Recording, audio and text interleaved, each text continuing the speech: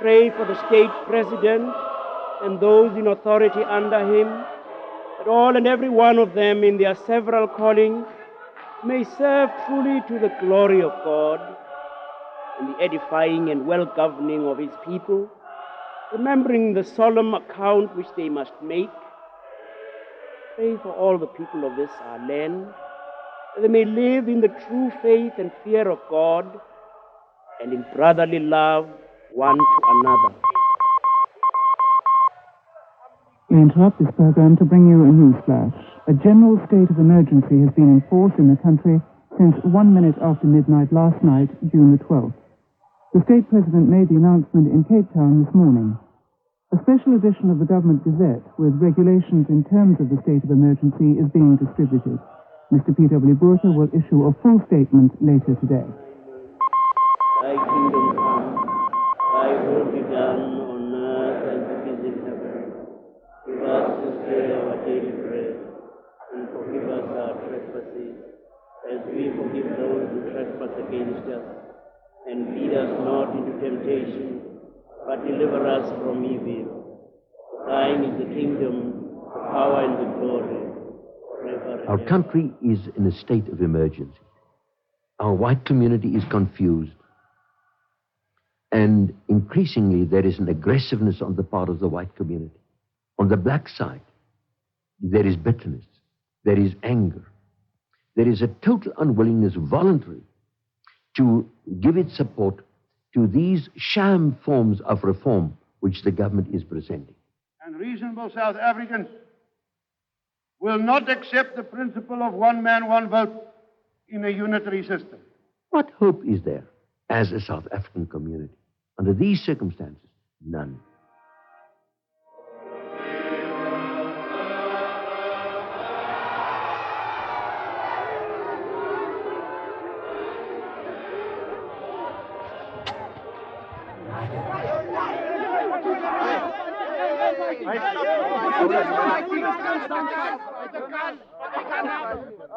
Are you a Christian?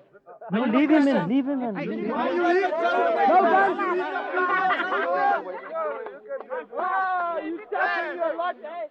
You toughen your lot, It must be quite uncomfortable to live here in Alexandra in these tiny houses.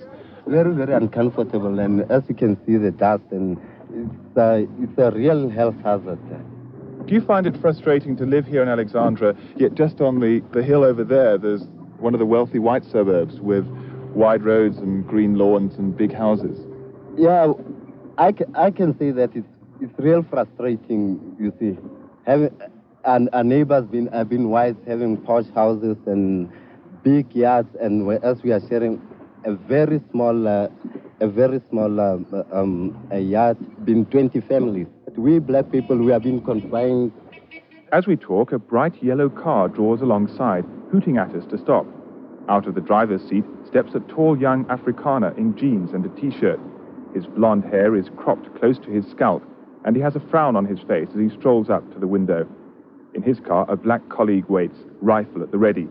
This is one of the regular police patrols through Alexandra. Good afternoon. Good afternoon. Can I help you? Sorry, can you announce who you are? I'm Constable Enzo from... Switch off that machine. No, you've got no right to tell me that. I'm a journalist. What are you doing in here? I'm busy on a story for the Canadian Broadcasting Corporation. Here's my accreditation card. Squeeze out. Kyk net hier so wat ek net op die draad was gepraat. Does this kind of thing often happen, that we've got a police patrol next to us here? Yes, it does happen. Are these a regular thing in the township? It's a regular thing, yes. Switch off that machine. Switch off the machine. No, you've got no right to... Why? Listen, I'm a police officer. Where do you come from? From Canada? I'm a journalist. Who gave you permission to come in here? Who gave you permission to come into this switch off the machine? Listen. Oh.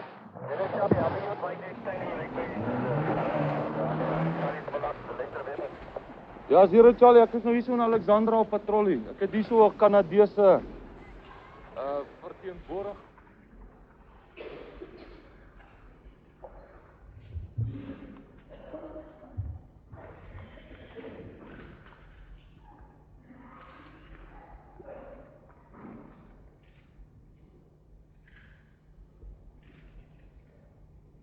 everything becomes politicized, even sport, culture, drama, you name it.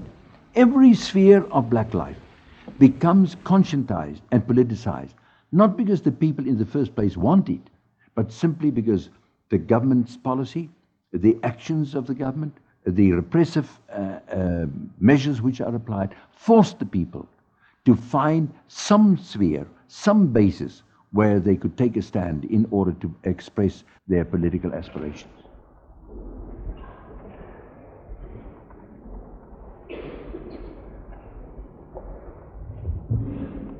We are using our schools as a channel of communication and trying to organize people, trying to tell students to take the messages and bring the messages forward to their parents. And we are also calling a parents meeting to try and explain the situation to our parents. That's how are we trying to organize ourselves, because we think school is the only way in which we can now organize ourselves. And even if we get to maybe birthday parties, one of our friends has a birthday party, we just announce at school and then let all our colleagues get there, and then we call upon someone to come and address us to try and organize ourselves. All in all, we wanted a peaceful struggle against apartheid, but now, I mean, we are being pushed into a very bad situation. For one of Sibasiso's friends, that very bad situation was death.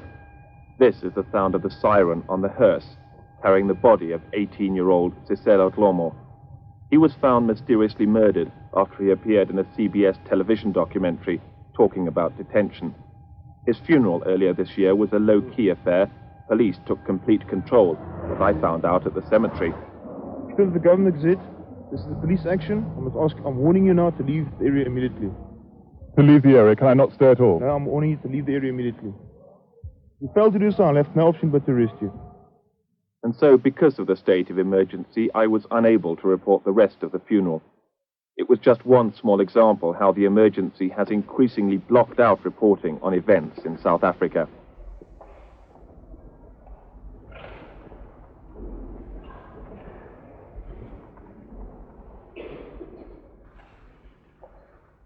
A family of 6. There's a family of 6 living in one room.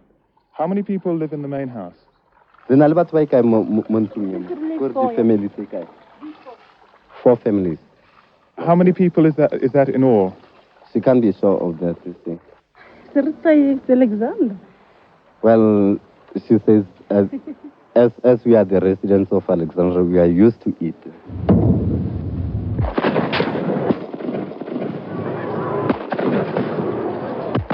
It was 164 people last year and 36 already this year. And we hang people wholesale. Our gallows will hang 7 persons simultaneously. And if you take the example of the second week in December last year, they hanged 7 on Tuesday, 7 on Wednesday, and 7 on Thursday. And so the number of people executed is growing all the time, and it's a kind of wholesale slaughter that's going on. When the appeal failed, I was no longer shocked. I expected it. I really have no confidence in the legal system of this country. People have been asking me while we were abroad campaigning for clemency and saving their lives, and I was saying to a lot of people that personally I have no hope, but all I'm doing it for him, because he's my brother. I'll carry him all my way through. Joyce went to see Francis this morning. Visitors can't touch prisoners at Pretoria Central because they're separated by thick barred glass. All conversation is through a type of intercom. Joyce says prison officials listen in. There are certain things you're not allowed to talk about. For example, the only way she could tell her brother about the international campaign for clemency was to say, "People are thinking about you." For his part, Francis can't tell his sister about the conditions on death row, but Joyce says he seems physically well. I think in the last 2-3 days, he's beginning to see the reality that his life has been saved, maybe temporarily, but he is still in a very disturbed, he looks very disturbed mentally, and even the others. I think too much is expected out of them to survive, and really it is difficult because they're human beings, and they've reached so many climaxes and dropping, and they have to pick themselves up. That even though their lives have been saved so far, I think in a way they have been killed, because the mental suffering is really too much for anybody.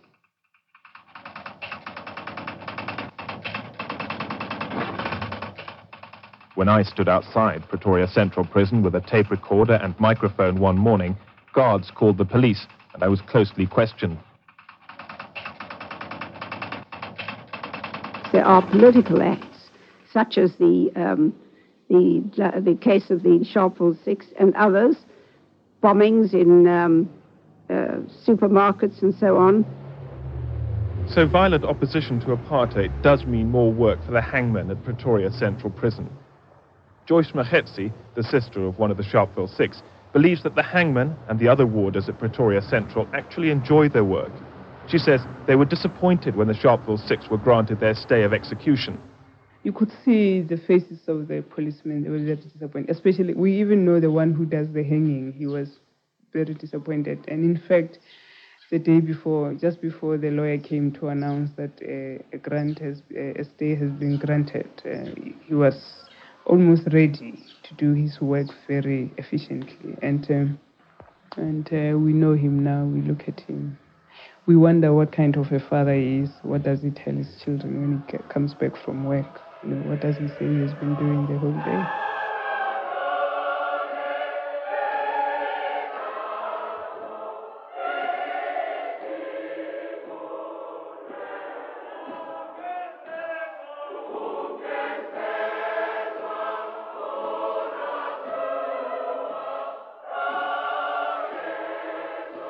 This supper you take a tablespoon wine at night before you go to bed. That's the voice of Albertina Sisulu speaking to patients here in the small clinic in Soweto where she works as a nurse. Yes, buddy. Have you got some cold drink? And I can record these words, but I can't interview Mrs. Sisulu. If I did, both Albertina Sisulu and I would be breaking the law. For in February, the police served her with a restriction order issued under the state of emergency, which prohibits her from talking to the media about anything at all. A tablespoon 3 times a day, 2 tablets 3 times a day. The same restriction order also bans her from attending gatherings of more than 10 people, from leaving her home here in Soweto at night, and from taking part in any political activities. This last stipulation seemed hardly necessary because the United Democratic Front, of which Albertina Sisulu is a president, was effectively banned the day before she was restricted, also under the state of emergency. When were you here last? Last month. Mrs. Sisulu knows the wide powers of the state of emergency better than most people, even if she can't tell me about them as she dispenses medicines here in the clinic in Soweto today. Right, Michael. Under her restriction notice, Mrs. Sisulu has to get special permission to leave Johannesburg or Soweto. That means she's got to get permission from the authorities to visit her husband, Walter, a leader of the banned African National Congress, who's serving a life sentence in jail with Nelson Mandela in Cape Town. Her son, Zwelaki, a newspaper editor, is serving his second spell in detention under the state of emergency. He's one of an estimated 2,000 emergency detainees. He's been in jail this time round for almost 18 months. His newspaper, The New Nation, has been suspended, also under the state of emergency. Mrs. Sisulu used to be able to express her anger at what the government has done to her family and explain how she felt as a mother with a son and a husband in jail. Now she's almost literally been gagged. Switch off that machine. Switch off that machine. Switch off the machine. I'm a police officer. Switch off that machine. Switch off the machine. I'm a police officer. Switch off the machine.